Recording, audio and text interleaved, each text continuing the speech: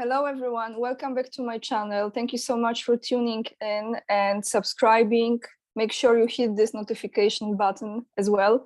Join my mailing list just in case if YouTube does any shenanigans, as we are familiar with them. You can support me on Patreon. You have my PayPal account there as well. Follow me on Instagram. And that's about it. So today, for the first time, definitely not the last time, I have a new guest. I'm very excited to talk to this gentleman. His name is Jeff J. Brown, and I will allow him to introduce himself to you. Welcome, Jeff.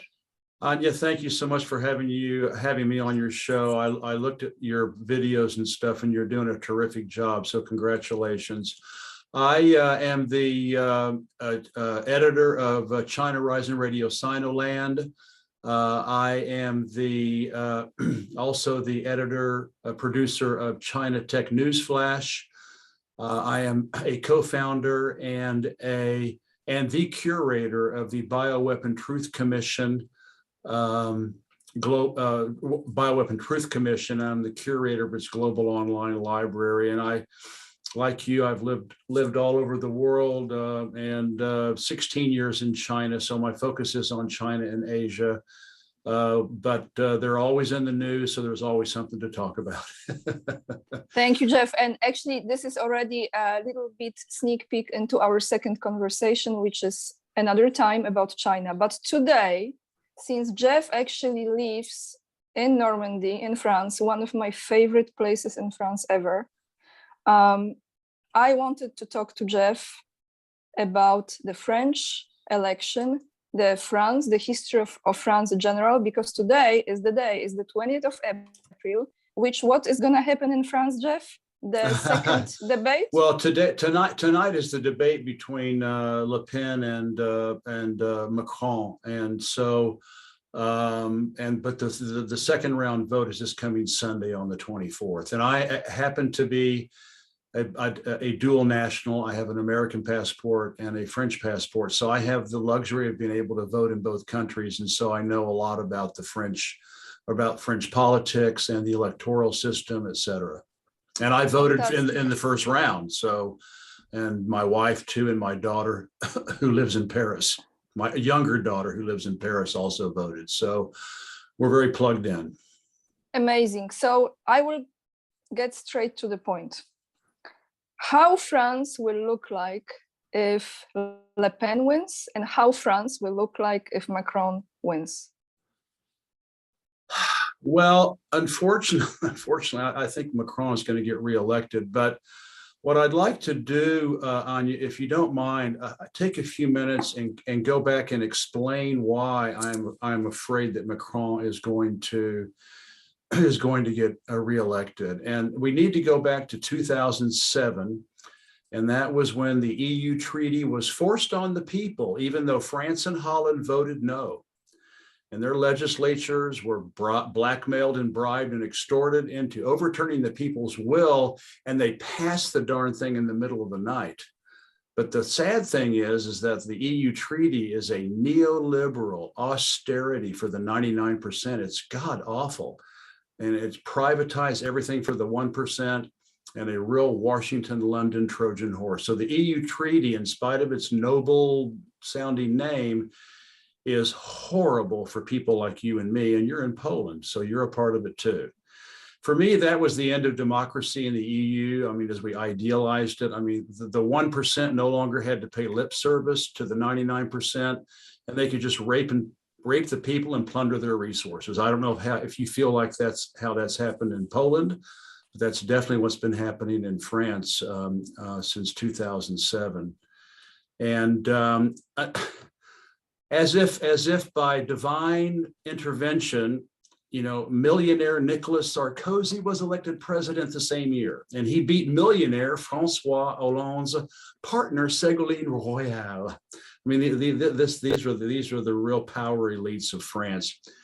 And Sarkozy replaced Jacques Chirac, who I thought was a great president. And he really was the last post-war French president who bothered to care about the country's 99%. Now, I'm going to tell your fans out there something that very, very few people know about. And of course, it's extremely hushed up here and censored in France. But Sarkozy is Washington's puppet. Why? Because his father, Paul Sarkozy, was a known CIA asset, believe it or not. Sarkozy's stepbrother, Olivier Sarkozy, is a high-ranking executive of the Carlyle Group, which you may have heard of, which is a shady weapons investor with Bush family and CIA connections. And if that's not bad enough, Sarkozy's stepmother, Caroline de Ganay, married Frank G. Wisner. And if that Wisner maybe rings a bell, he was on the board of the insurance company AIG, which underwrites the CIA's global operations. And to make it even worse, Frank's father, Frank Wisner Sr., was one of the 10 Wall Street psychopath lawyers who founded the CIA in 1947 and who was responsible for the death of millions of people around the world. So unfortunately, Anya, at that time, in 2007, the CIA took control over the executive branch of the French government. And it's something that the Anglo-Saxon deep state had been working towards since 1940, and which Charles de Gaulle prevented from happening. So it's as if by almost like, again, divine intervention, Sarkozy's most important policy was rescinding Charles de Gaulle's 1966 decision to kick NATO out of France, and that's why NATO is now in Brussels. It was in Paris until 1966. So now CIA Sarkozy let Washington again take control of France's military. So after 2 generations of relative independence from the Anglo-Saxon, what I call the global capitalist empire, France was now, in my opinion, just another vassal whore like Germany and the rest of Europe, Japan, South Korea, etc. I know you're Polish and you may not like me saying that, but that's the way I feel living here in France. No, I'm objective, Jeff. I see exactly like you're saying. That's what it is. But let me just slide in here for a moment, because how come with all of this support, they throw him under the bus and he's actually going into jail? Well, the reason Sarkozy was replaced because he was not neoliberal austerity hawk enough. Okay. To impoverish France's 99%. I mean, he was not cold-blooded enough. He was a nice guy, he was likable. And that's why they had to bring in Francois Hollande. And to be honest with you, the 10-year legal battle that he has been going through, it was a complete kangaroo court. It was a star chamber. There was nothing there. It was Francois Hollande and his partner, Ségolène Royal, who would never forgave Sarkozy for beating her in 2007. He has the power, Hollande, behind the curtains. He has the power to just grind these court cases out. There's nothing there. They spent 10 years crucifying Sarkozy with zero evidence, but that happens. So now how this leads us, as you said, to the current days, to the current election. Well, I need to get to 2012 because Francois Hollande's Minister of Finance was Macron. And that's very important to know. Emmanuel Macron was the Minister of Finance for Francois Hollande. So the elites got Francois Hollande as president in 2012. He was not a socialist. He was about as much of a socialist as Tony Blair is a labor guy. And Hollande, with Macron as Minister of Finance, they proceeded to push punishing neoliberal policies on the 99% and lowering taxes on the 1%. It's just unbelievable. They also adopted the Bush-era neocon Patriot Act, nullifying France's constitution. And to this day, this country is still under martial law. Macron was hiding as Minister of Finance. Hollande was not popular. He knew he was not going to win re-election. So he and Hollande and Macron single-handedly destroyed the French Socialist Party. It doesn't really even exist anymore. To replace it with Macron's En Marche, moving forward party, which also happens to have his initials, EM. So Macron was put into the race for 2017, and Hollande bowed out. And we need to understand 2017 in order to understand 2022, because Macron was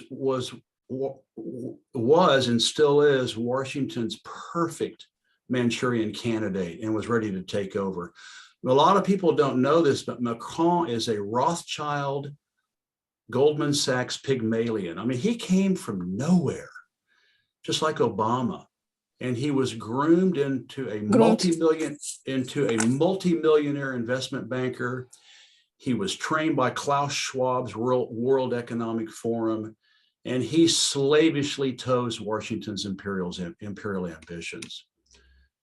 And here's what the French don't want to talk about. The only candidate who has any chance of challenging Macron is Jean-Luc Mélenchon, whom you've probably heard of. He's a left-wing populist who wants to help the 99%, not Macron's 1%. So the goal is, don't let Mélenchon get into the second round. And so in 2017, and this is very relevant to today, before the first round in 2017, and my wife and I voted, our daughter wasn't old enough yet, but in 2017, we were actually in China. The West big lie propaganda machine, which is what I call it. I mean, it really is. I call it the BLPM. They made Macron out to be a moderate, a man of the people, even though he already had like a proven, a cold-blooded neoliberal, destroyer of French society and the economy, along with Hollande. But if you control the media, you control everything. And then, go ahead. Sure. Can I just say quickly on this? Yeah, I remember how they were promoting him during this election in Poland, Jeff. I remember all over social media, everywhere. It's like a steamer, the big lie propaganda machine in the West. It is absolutely brainwashing. And then, of course, they didn't want Mélenchon in the second round because he could probably beat Macron, because Mélenchon is charismatic. And he presents himself well. He's a fiery speaker. He's an excellent debater. So what did they do to Mélenchon? The the big lie propaganda machine, made Mélenchon out as a bomb-throwing Bolshevik, violent, unpredictable, who would start another French Revolution and flood the streets with blood. It's just unbelievable, but as you know, it works. And then what did they do in 2017 before the first round? Oh, Le Pen is a moderate. She's not a racist. She's okay, to make sure she got into the second and final round, because they knew that, she could not win against Macron. And even with all that brainwashing in 2017, Anya, Mélenchon came in only 1.5% behind second place Le Pen. He almost got into the second round. And then, go ahead. So, I'm so glad to connect with you, because I really don't know much about, I have an idea, but I don't know as deeply as you do those facts. Plus, I actually thought that in this moment right now, Le Pen's win would be more beneficial for French people than Macron's win. Well, I think so. But let me finish what happened in 2017. I agree with you. My wife and my daughter and I, we're all going to vote for Le Pen. We voted for Mélenchon in the first round in 2017. And we voted for Le Pen in the second round. She's not what they portray her to be. But we'll get to that but you need to understand what happened in 2017 because they're doing it again in 2022. The playbook, their playbook. The playbook. And so what happened in 2017, as soon as the results came in and they knew Le Pen was going to be in the second round, all of a sudden the BLPM changed overnight. Now Le Pen was a fascist, a secret Nazi, a white supremacist who was going to kill millions of French Muslims and Africans, making France a global pariah state. It's just unbelievable. In people 1 buy hour. it, Jeff, And but people buy just... it.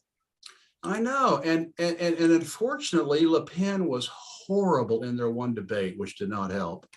And as a result, Macron won handily 66 to 34%. And it was revolting. His inauguration was full of symbols of the god Jupiter and imperial rule. It was just unbelievable. And so for the last 5 years, he has proceeded to rape and plunder the French people with impunity because the way the French Constitution is written, unfortunately, the Fifth Republic, that gives the president almost blanket powers, especially under martial law. They can do whatever they want, and this country has been under martial law since Hollande, and the EU treaty gives them the impetus. So now we're in 2022. Same brainwash, same BLPM brainwash, all for the last 6 months. It's just like replaying, as you said, the same playbook. But for Mélenchon, instead of being painted a bloody insurrectionist, he was simply ignored, Anya, in the MSM. I mean, it was so bad, I kept joking and asking if he had died. He was simply invisible. He did not exist. And what they did is they replaced him with a boogeyman, Eric Zemmour, who is a right-wing journalist with let's face it, he's got overt racist opinions. He saturated the media, or should I say the BLPM saturated him in the media day in and day out for months. Zemmour. Programming. Yeah, 24/7. He was now the Nazi racist, implying that Le Pen was better. So Mélenchon was gone. He was out there campaigning and giving speeches, but no one ever saw him. And believe it or not, 2 weeks ago, Macron, showing his Jupiterian, Caesar-esque megalomania, saw no need to He didn't even campaign, Anya. He didn't even campaign. And he refused to participate in the presidential debates. Can you believe that? It's unheard of. It's kind of like Biden. Empty circles, circles, and from the basement. Yeah. And it worked like a charm. Macron came in first, Le Pen second, and Mélenchon again behind 1.5%. Guess where Macron gave his victory speech, Anya? I've heard you say, but I want you to say it to my audience. La Versailles. King Louis XIV. It's beautiful, what do you have to say, but it's garish and gilded, and it's revolting that he would do that. But he's such a megalomaniac.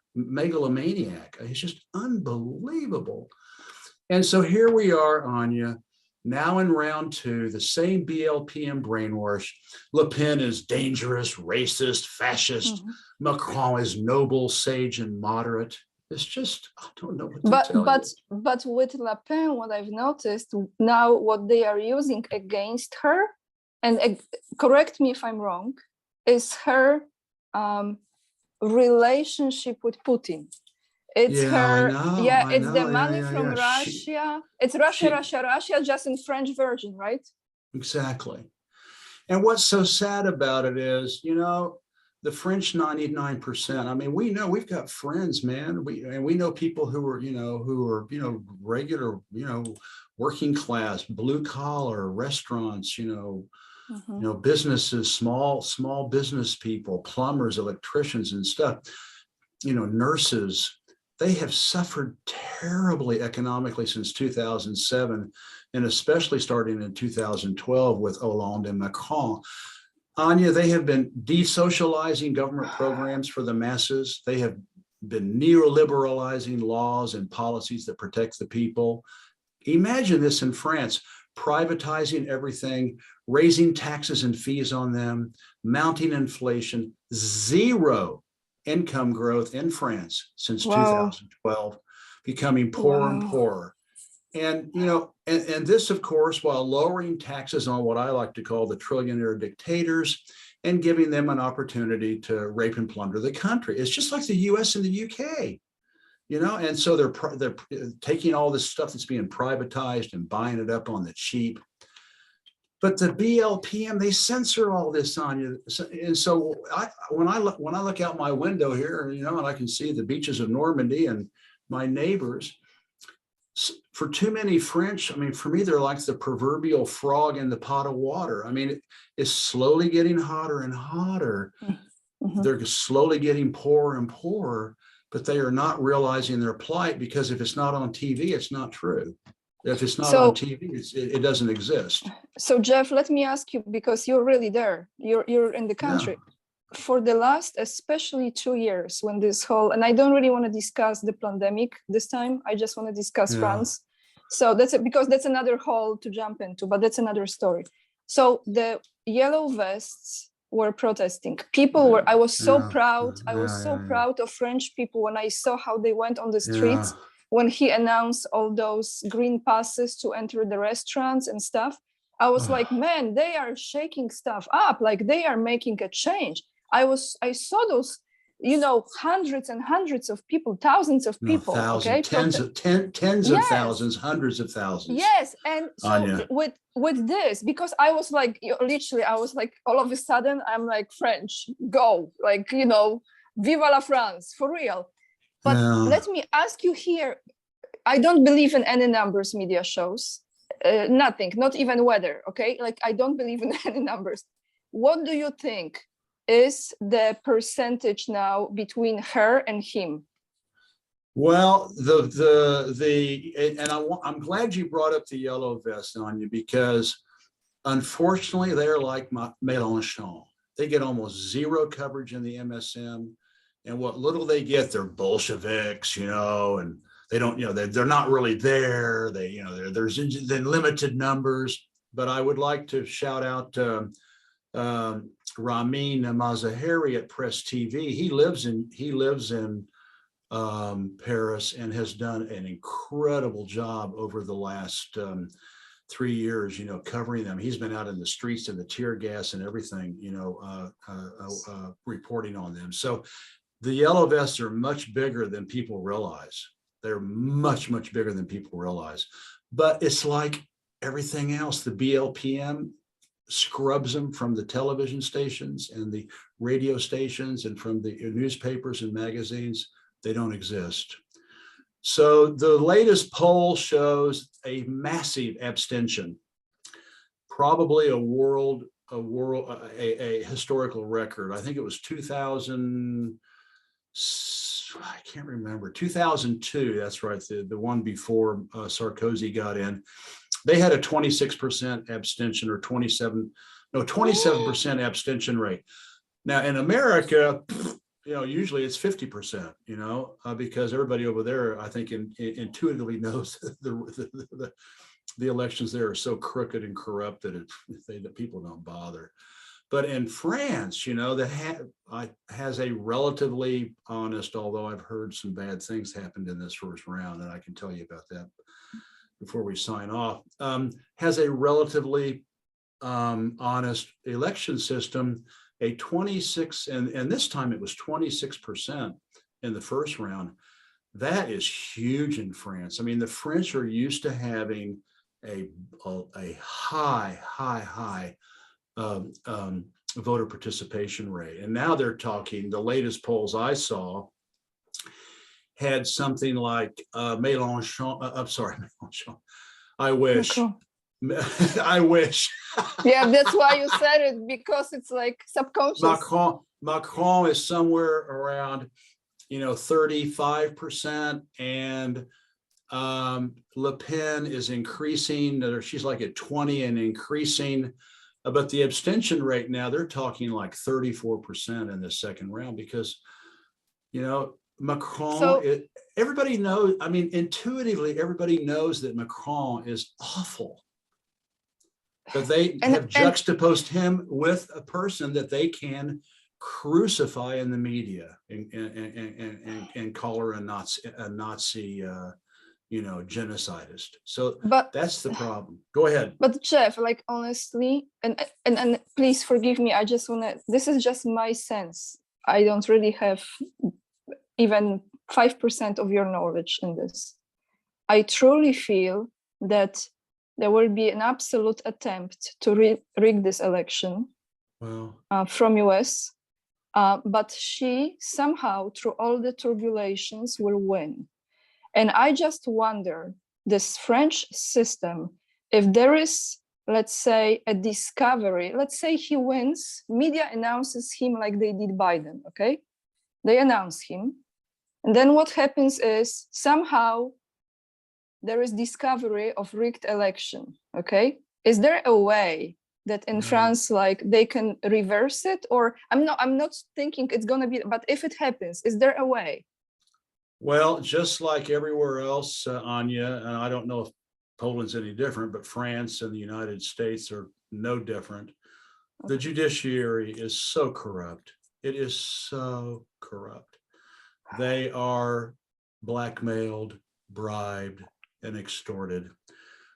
They throw out 20-something thousand cases of people who filed, who had been injured by the Western vaccines, filed cases with the French, and they just threw the 20,000 out. They didn't even look at them.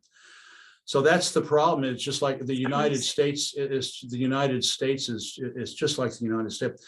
And it's funny that you should bring this up, Anya, because I always bragged about, the French electoral system. I was proud of the French electoral system.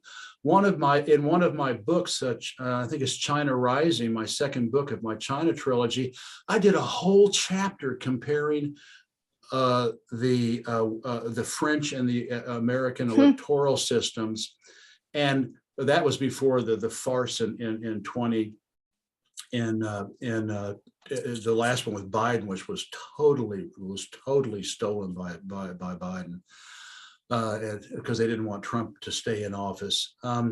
And so, but I am hearing, and the plexiglass urns, and the showing my ID, and it's double checked, and you have real paper ballots, and you don't mark anything. You pick, like I picked Mélenchon, and I put it in my little blue envelope, and I walk out of behind the curtain, and I come out, and the guy, Monsieur Brown a voté, and it goes in, Mr. Brown has voted, and you can see my ballot going in to the urn. And then every party from the far left to the far right, it has an opportunity to observe the counting of the counting of the votes and all that. So I was very proud of the French electoral system.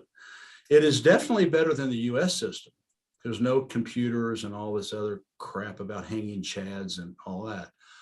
And they only have one vote. They don't have these, huge ballots with state questions and senators, and they're all separated. Jeff, can I ask you? Go ahead. Sorry. Yeah. So they don't use the voting machines like in US? No. It's all by hand. Oh, no. In fact, I was going to do well, here I've got one right down here. I was actually going to do a report. I was actually going to do a report on the French voting system, because people have been asking me. There is Eric Zemmour's ballot. So you go into the voting area, and there were 12 ballots there on the table. Here, and they're all 12. Who is that? There's Emmanuel Macron. And so these paper ballots are there, And who is the? And then there's Jean Lassalle. He's a left winger, but there were 12 of these on the table. What most people will do, they'll grab 3 or 4 so no one can see who they're really voting for. You go in, you close the curtain, you pick which one you want, and you throw the other 3 or 4 in the trash so no one knows who you voted for. How they jinx it? Sorry. Yeah, how they jinxed it.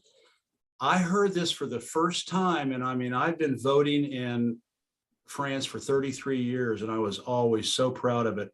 I heard that this time, and I think maybe they learned a few things from the Americans. Again, remember this: the CIA is in the Élysée Palace. I mean, they are in the executive branch of the French government. They control it now, thanks to Sarkozy, and Hollande and Macron. They delisted, they scrubbed people off the rolls before the first round. I was shocked to hear that thousands and thousands of people in poor neighborhoods, Black, Arab, Muslim neighborhoods were scrubbed from the rolls. Thousands. To keep, because who would they vote for? Mélenchon, because he's going to help them. Now, I don't know what's going to happen, and I was shocked to hear that, but I can see now as I stand there and vote, there's the book, there's the roll, and it's all on computer. It's obviously it's a database someplace, so they could just go in, to Saint Denis, the number 93, the department number 93, which is actually where my first daughter was born. But they can go into like these poor areas. They could just go in and just remove the names. Now, I think what's going to happen is they will now put them back. A lot of the thousands of people complained. I mean, they went to the thing and complained. So I think what they'll do now is they'll add them back so that they can vote against Le Pen by voting for Macron if they vote at all. Oh my goodness, Jeff. I know. This is okay. I really want this shit show to end. This is too much. Not our show, but that's what we are discussing. No, this is just absolutely. It's like, seriously, we the people change things, right? But how can you change if you have all those? Okay, but let's hypothetically, which I strongly believe in, that she will somehow win. What will change in France? What would, in your opinion, what would improve in France, or what could be worse in France? Or is there anything worse? Like my wife and daughter, I admire your optimism. They're both saying Le Pen's going to win. Le Pen's going to win. And my poor daughter, she's scared to death for Macron to get reelected, because she was forced to get 2 injections, the mRNA, the Oh my gosh. Yeah, I know. The 2 genetic injections so she could go to school, and she's scared to death. And get a load of this. Macron has already announced publicly that he thinks reinstating what we call the Nazi pass, the green, we call it the Nazi pass, just like in, Poland and, Germany in World War II with, their Reich pass, he's already said publicly, but the media completely suppressed it. He already said he thinks that reinstalling the Nazi pass in September would be intelligent. But no one knows that unless you research. Yes. So what's going to happen? The difference is that we're going to have more fascism. We're going to have more medical fascism. We're going to have more lockdowns. We're going to have more curfews. We were on a curfew for months, from 6 a.m. until 7 p.m. Well, 7 p.m. until 6 a.m. We were on curfew, like at war, for months because of Macron and the supposed. We can talk about that later, but the supposed. Yes. Yeah. Oh. So obviously, the first thing that's going to happen is if Macron gets reelected, we're going to have the same, as I call it, the same shit, different day. They're going to continue to plunder they're going to privatize all of the wonderful things that France used to have, like the electricity, airports and toll roads and parks, and they're going to continue, and monuments, they're going to continue to privatize all that for the trillionaire dictators to buy up for 10 cents on the euro. We're going to have more medical fascism. We're going to have more social control, and the French are going to continue to get poorer until it explodes. And I think if he does get reelected, it would probably just explode. But the French, they're not like the Chinese, or they beat people up. I mean, the yellow vests have lost eyes and fingers and hands and arms, and they're bloody violent with the protesters here. I mean, it is jackboot fascism. They don't screw around. So it would have to be like a major unified explosion. If my dream, first off, Le Pen, let's get one thing straight. She is not her father. Okay, her father was a bit of a post-World War II, racist. Let's just face it. She's not. She just is against immigration. And who isn't at this point? I mean, everybody's against immigration. Who wants 100,000 Ukrainians flooding France right now? How about 4 million in Poland? I know, it's just like she's against immigration. There are 10 or 15 million, Muslim and African French. They've got French passports. They're born here. She wants to support the French. Her economic advisor came from the Socialist Party. Her economic plan is much, much more 99%. She's a populist. She's not the racist that they make her out to be. She just wants to help the French. And she is ready to tax the rich. She also wants Frexit. She wants France to leave the EU. Thank God the EU should just be abolished. It's a CIA nightmare. I like Frexit. Yeah, Frexit. And she's already on paper is saying no more medical fascism, no more Nazi passes, no more forced vaccinations. She's against that. And she's also wants to relive Charles de Gaulle's ambition and remove France again from NATO, from the NATO command, and get France's military, which is quite good, France's military back in the hands of the French generals. Right now, it's not. It's in the hands of the Joint Chiefs of Staff in Washington. So, yeah, it's like day and night. So normal life, pretty much. Well, yeah, and France would be independent. There'd be a referendum on Frexit. There would be no more Nazi passes, no more, my wife and I lived in fear of them coming to our house, and forcing us to get injected because we refused. That's crazy, Jeff. We refused to get the injections, and our Yes. poor daughter got a double dose so she could, go to school in Paris. So that's it. I mean, it is, but you don't know these things by watching the big lie propaganda machine. Nobody knows. They're like the frogs in the hot water. It's just getting hotter and hotter. They're going, oh, Le Pen is a Nazi racist. Macron is a man of the people. Oh, we better vote for Macron. But I think it's happening less and less. But at the end of the day, if only 3 people show up to vote and 2 vote for Macron, he wins. So the abstention rate doesn't really matter. I think a lot of people are going to abstain because they don't want to vote for Macron, but they're not going to pull the trigger and vote for Le Pen, which they should, because she would be really, really, really good for France. Maybe she catches on fire, and tonight, and my wife and I will, and I'm sure my daughter in Paris will be watching the debate at 9 o'clock.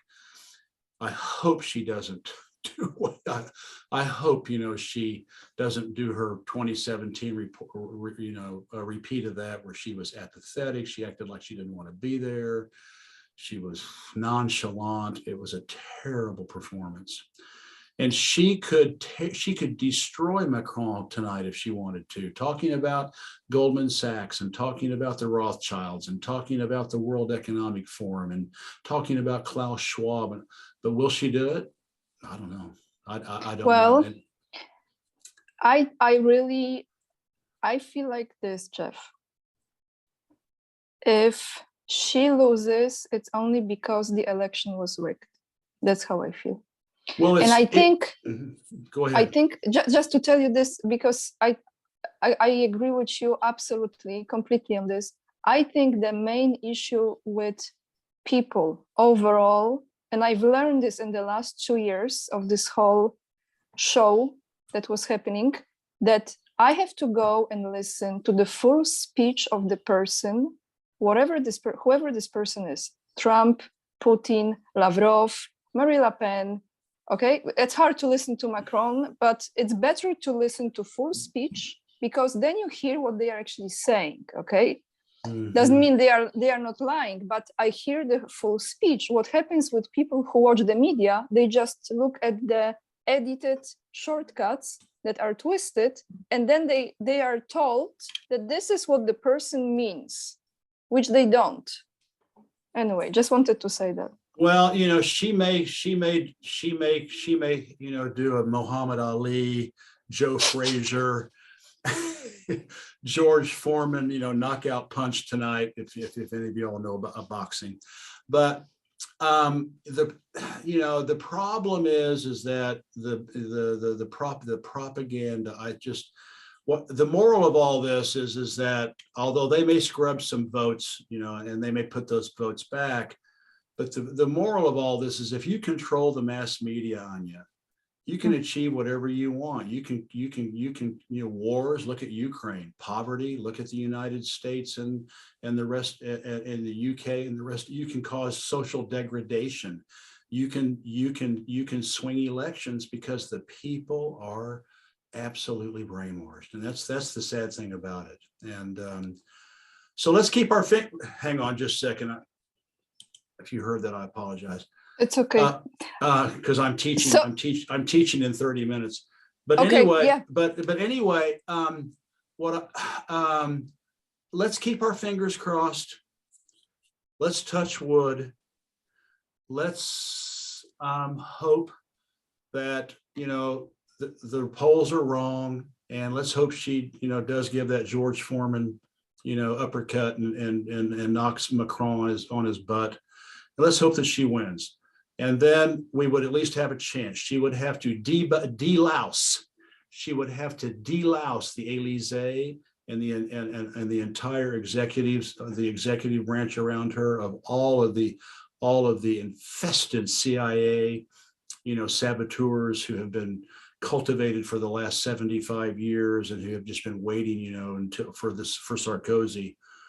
You think she would do it, Jeff? You think she would? Well, that's the problem. Well, does she have the clout, and she would have to fire like a couple thousand people, around her. I mean, she would have to like fire Trump, kind of like Trump. Like exactly like Trump. Clean the swamp.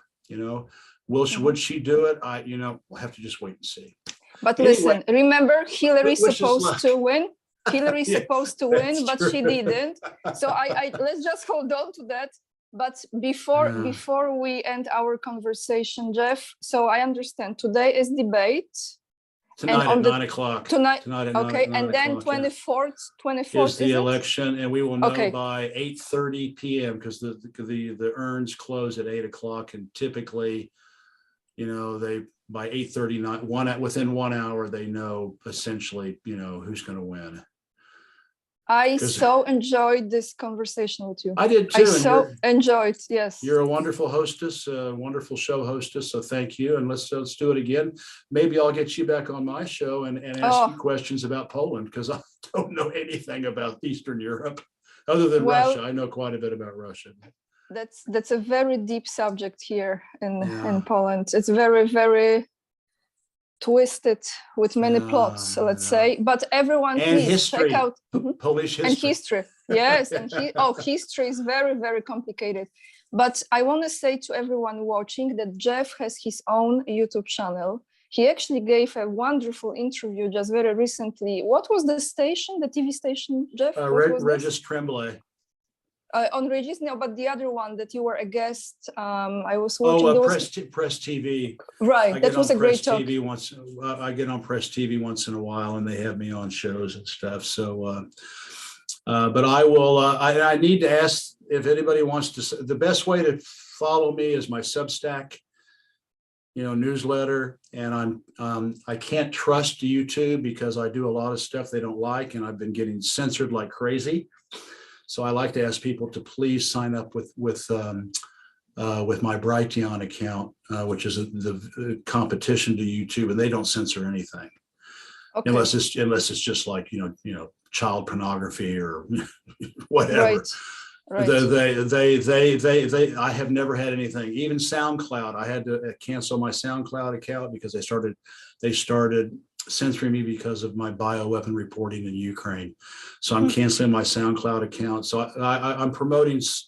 And also, do you have Telegram? I'm using Telegram. No, too. I don't, because I would be absolutely overwhelmed. I'm sensitive to energy, and I feel if I have another social media platform, I will explode. Le fil or le fin. Yeah, there we go. Well, we will anyway. Please go to my Brighteon account.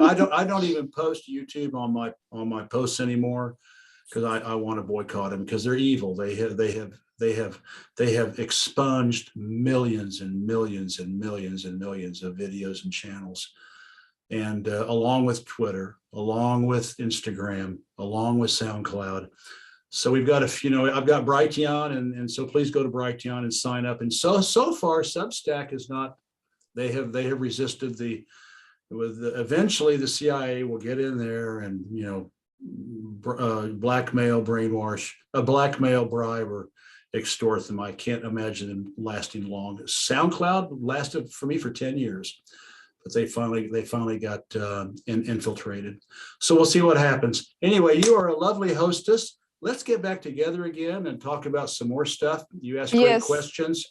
Thank you. And everyone check out Jeff's books, because our second conversation will be actually related to Jeff's books. And you can find yeah, there we go. This is the subject for the next talk. And I wish you, Jeff, to witness this victory. I think I want to connect with you after the election. We can discuss it, but I wish post-election.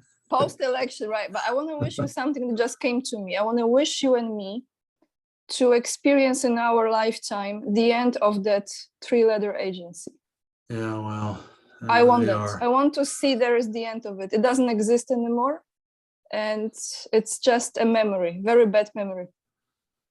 I hope so. I mean, they control cocaine, heroin, guns, human trafficking, money laundering. I mean, they run the whole show. Wars. Everything. They run the whole show. So a bunch of bad guys, and Sarkozy's connected. It's just awful. All right, I got to go teach. Thank you, guys. I teach Chinese kids online to make extra money. Thank you, Jeff. Au revoir.